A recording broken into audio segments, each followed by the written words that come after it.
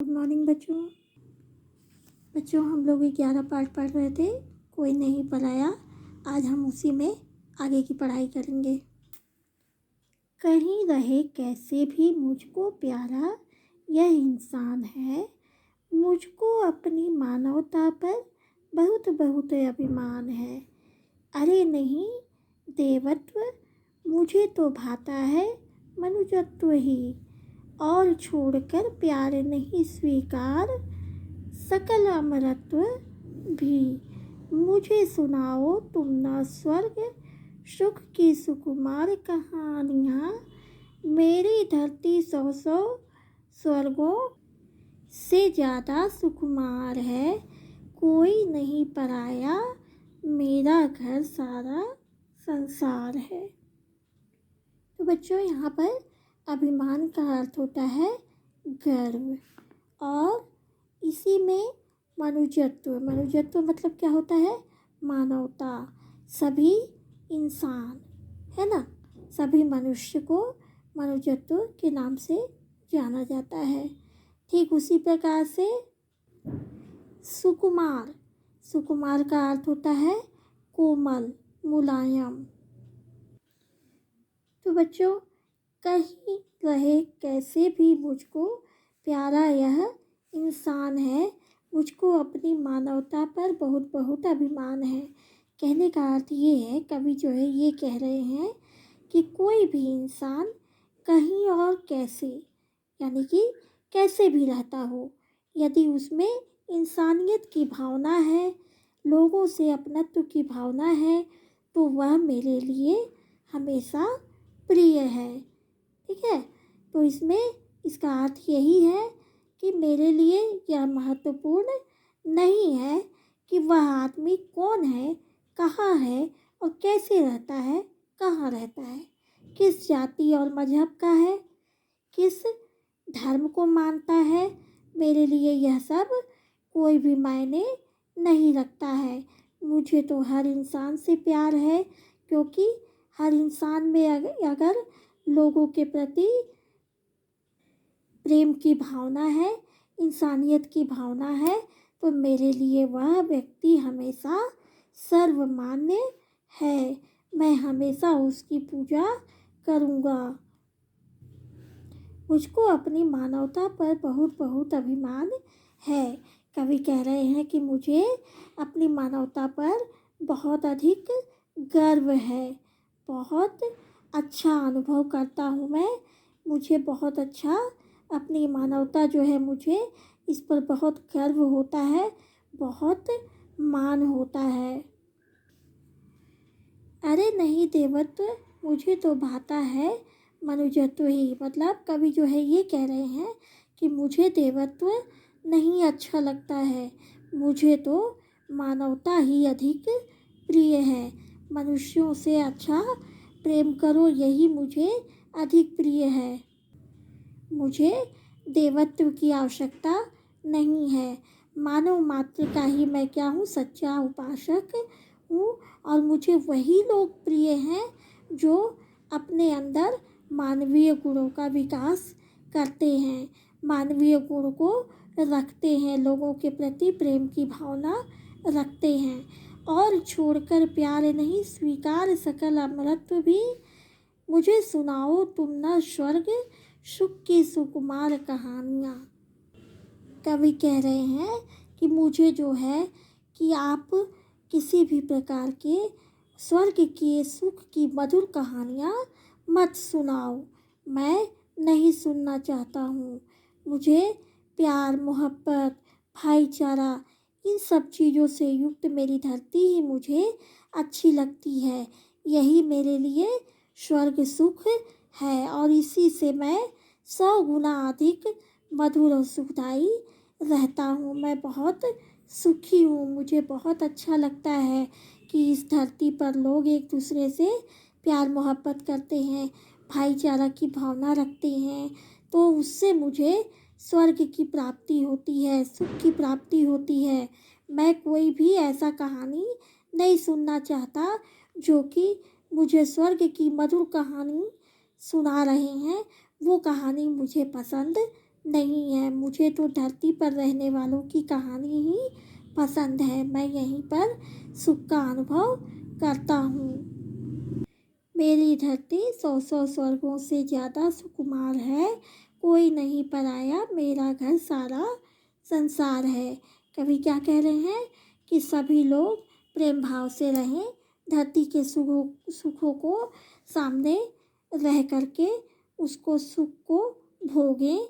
यही मेरे लिए सबसे अच्छा चीज़ है और मेरे लिए तो कोई पराया नहीं है, क्योंकि मैं तो पूरी दुनिया को ही अपना घर मानता हूँ।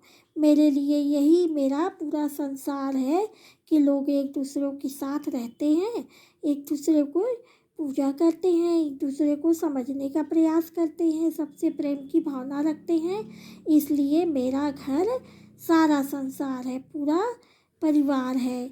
यही परिवार जो है, मैं किसी को भी पराया नहीं मानता। यही लोग मेरे अपने हैं। मैं सिखलाता हूँ कि जियो और जीने दो संसार को। जितना ज़्यादा बांट सको तुम, बांटो अपने प्यार को। हंसो इस तरह, हंसे तुम्हारे साथ दलित यह धूल भी। चलो इस तरह, कुचल न जाए पग से कोई फूल भी। सुख ना तुम्हारा सुख, केवल जग का भी इसमें भाग है। फूल डाल का पीछे पहले उपवन का सिंगार है। कोई नहीं पराया, मेरा घर सारा संसार है। तो बच्चों, इसमें दलित का अर्थ होता है पिछड़ा वर्ग, है ना। कुचल न जाए, कुचल न जाए का मतलब पैरों के नीचे दबना। फिर उसी प्रकार से उपवन, उपवन का अर्थ क्या होता है? उपवन का अर्थ होता है बगीचा। फिर है सिंगार, सिंगार मतलब क्या होता है? सजना, संवरना। मैं सिखलाता हूँ कि जियो और जीने दो संसार को।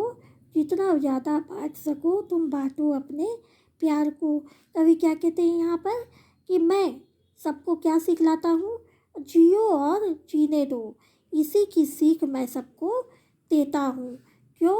आप लोग नफ़रत को छोड़कर जितना हो सके अपने प्यार को बांटो और इस तरह से हंसो, इस तरह हंसे तुम्हारे साथ दलित यह धूल भी। चलो इस तरह, कुचल न जाए पग से कोई फूल भी। कहने का अर्थ है कि इस तरह से हंसो कि यहाँ पर जो धूल है वो भी क्या करे, आपके साथ हंसने लगे। मतलब इस तरह से हंसो कि यहाँ की धूल भी तुम्हारे साथ हंसने लगे। दलित मतलब क्या होता है? पिछड़ा वर्ग। ये भी एक क्या है? जाति है, एक लोग है जो कि पिछड़े वर्ग में आते हैं। तो उसी को कवि जो है कहने का प्रयास कर रहे हैं कि इस तरह से हंसो कि धूल भी आपके साथ हंसने लगे। जो सदैव से किसी दूसरे के माध्यम से सताए गए हैं, जिनको लोग सताए हैं, उनके मार्ग जो हैं, उनके रास्ते में ऐसे फूल बिछाओ कि वो क्या करें, तुम्हारे बराबर आ जाएं, तुम्हारे साथ बैठकर वो भी क्या कर सकें, हंस बोल सकें और तुम्हारा साथ दे सकें। इस तरीके से काम करो। तुम इस तरह संभल कर चलो कि फिर फूल तुम्हारे पैरों से कभी ना कुचला जाए। तुम्हें इस तरह से इस बात का हमेशा ध्यान रखना है कि जिसे तुम मात्र अपना सुख समझ रहे हो, उसी से पहले संसार का सुख होता है। और उसी प्रकार से, जिस प्रकार से पहले क्या होता है, फूल डाल का पीछे पहले उपवन का श्रृंगार है। कोई नहीं पराया, मेरा घर सारा संसार है। ठीक उसी प्रकार से, जिस प्रकार से फूल क्या होता है, पहले उद्यान की शोभा बनता है, बाद में डाल की शोभा बनता है। मतलब उद्यान मतलब बगीचा। तो पहले क्या होता है, फूल बगीचा की शोभा बनते हैं। आप लोग अक्सर देखे होंगे जब बगीचे में फूल लगते हैं तो हम जाते हैं तो पहले ये नहीं बोलते हैं कि देखो किस डाल में उस डाल में फूल लगा है। हम क्या बोलते हैं, देखो उस बगीचे में कितना अच्छा फूल लगा है, कितना सुंदर फूल दिख रहा है। तो पहले फूल क्या कहता है, बगीचे का नाम लेता है, उसके बाद वो डाल की शोभा बनता है। तो इसीलिए यहाँ पर कहा गया है कि फूल डाल का पीछे पहले उपवन का श्रृंगार है। मतलब कि पहले वह बगीचे का श्रृंगार होता है, सज्जा होता है, उसके बाद वो क्या होता है, डाल का शोभा बढ़ाता है। उसी प्रकार कोई नहीं पराया, मेरा घर सारा संसार है। यहाँ पर कोई भी पराया नहीं है, मैं तो पूरे संसार को अपना घर मानता हूँ। कवि जो है यही बताने का प्रयास कर रहे हैं कि मेरे लिए सारे मनुष्य मेरे परिवार में आते हैं। जो भी इस धरती पर हैं सभी मेरे परिवार से जुड़े हुए हैं, मेरे परिवार के ही लोग हैं। तो बच्चों यहाँ पर आपका पाठ खत्म होता है। इस पाठ में हमने क्या देखा कि इस पाठ में कविता के माध्यम से यही बताया गया है कि देश में, विश्व में, पूरे संसार में, पूरी धरती पर कोई भी जो है पराया नहीं है, क्योंकि ये सभी लोग क्या हैं, ईश्वर के द्वारा बनाए गए हैं। इनकी रचना ईश्वर ने की है, भगवान ने की है, देवी देवताओं ने की है।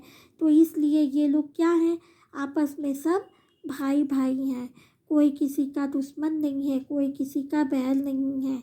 इसलिए सबको क्या करना चाहिए, अपना समझना चाहिए, कोई भी पराया नहीं है, सभी लोग हमारे अपने हैं।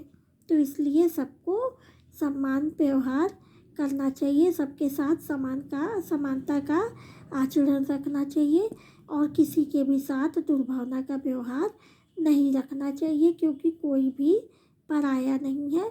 सबको जो है हमेशा जो है समान अधिकार प्राप्त हो सके, ऐसा काम करना चाहिए, है ना। सभी को समान व्यवहार के साथ अपनाना चाहिए। तो इस कविता के माध्यम से कवि यही बताने का प्रयास किए हैं।